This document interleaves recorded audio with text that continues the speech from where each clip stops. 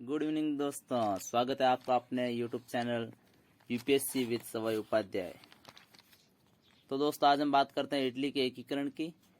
Italy का एकीकरण और जर्मनी का एकीकरण, ये दोनों टॉपिक यूरोप में राष्ट्रवाद के उदय के अंतर्गत एक महत्वपूर्ण टॉपिक है, जिसमें से हर साल यूपीएससी एक क्वेश्चन जरूर पूछती है। इसमें से वो यानी कि एकीकरण से एक क्वेश्चन जरूर आता है, जैसे कि इटली के एकीकरण में मेजिनी का योगदान क्या रहा, फिर जर्मनी के एकीकरण में बिस्मार्क की क्या भूमिका रही। इस टाइप की क्वेश्चन मेंस में भी आती है और मोस्टली एक क्वेश्चन आ ही जाता है।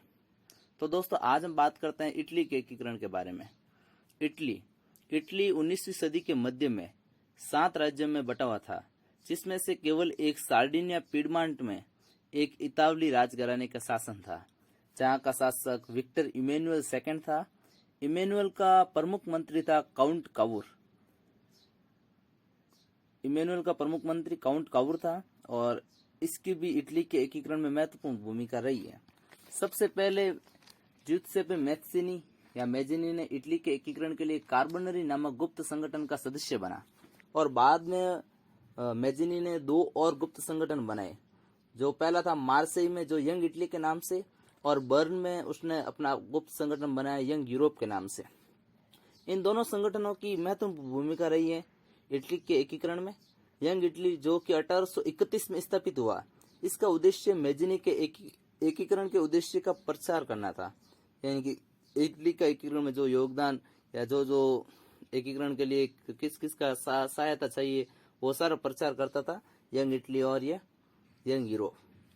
1831 से 1848 में मेजिनी के क्रांतिकारी विद्रोहों की असफलता के कारण एकीकरण का सारा भार सार्डिनिया के शासक विक्टर इमैनुअल द्वितीय पर आ गया। बाद में विक्टर इमैनुअल द्वितीय ने इस एकीकरण का भार काउंट कावूर, जो कि उसका मंत्री था, उसको दे दिया। कावूर का मानना था कि एकीकरण में सबसे बड़ा बाधक राज्य ऑस्ट्रिया है। कावूर एक, जैसे कि भारत में हमारा जो चाणक्य कैसे है, चाणक्य की नीति, तो हम इससे कितना प्रभावित है, ऐसे ही इटली के अंदर कावूर था जो वहां का चाणक्य था। वो बहुत ही माइंडेड खोपड़ी था। उसने क्या दिमाग लगाया कि ऑस्ट्रिया है वो आज के टाइम में, यानी कि उस टाइम में इटली के एकीकरण में बहुत बड़ी बाधा बन रहा है। तो उसने अपने कूटनीतिज्ञता के कारण, इसलिए उसने ऑस्ट्रिया को हराने की कूटनीति बनाई, यानी अपने कूटनीतिक माइंड के द्वारा उसने ऑस्ट्रिया को हराने की कूटनीति बनाई। और कावूर की कूटनीति के कारण 1859 में सार्डिनिया ने ऑस्ट्रिया को हराया, जिसमें सेना का नेतृत्व गैरिबाल्डी कर रहे थे।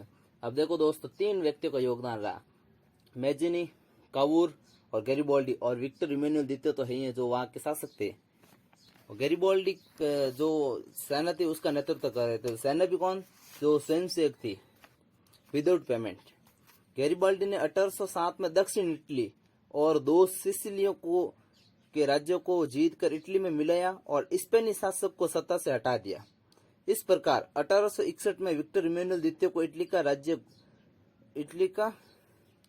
राजा घोषित किया गया। 1861 में विक्टर इमैनुअल द्वितीय को इटली का राजा घोषित किया गया और कावूर को, जो उसका मंत्री था, उससे प्रधानमंत्री बनाया गया।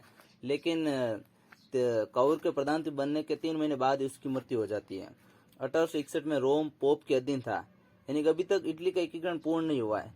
1861 में रोम जो था, जो अभी वर्तमान में इटली की राजधानी है, वो पोप के अधीन था तथा 1870 में रोम के इटली में शामिल हो गया, या रोम के इटली में शामिल होने के कारण, और 1871 में फाइनली 1871 में रोम को इटली की राजधानी बनाने के साथ ही एकीकरण की ये सारी प्रक्रिया पूर्ण हुई।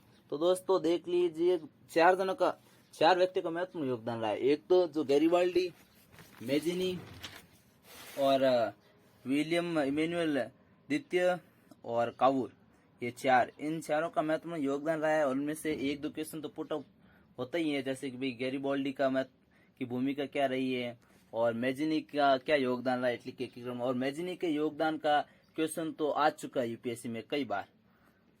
और फाइनली एक लास्ट में हम दोस्तों देख लेते हैं, कभी मैत्सिनी का मानना था कि यदि समाज में क्रांति लानी है तो क्रांति का नेतृत्व नवयुवकों के हाथ में दे दो, यानी कि समाज में क्रांति लानी है तो जो क्रांति का नेतृत्व वो नवयुवकों के हाथ में दे दो, तो क्रांति ऑटोमेटिक सफल हो जाएगी। और फाइनली 1871 में हम देखते हैं कि भाई इटली का एकीकरण वो संपूर्ण हो जाता है। तो इसी के साथ दोस्तों आपसे विदा लेता हूँ, फिर मिलेंगे अगली क्लास जिसमें मैं आपको जर्मनी के एकीकरण के बारे में बताऊँ। Thank you.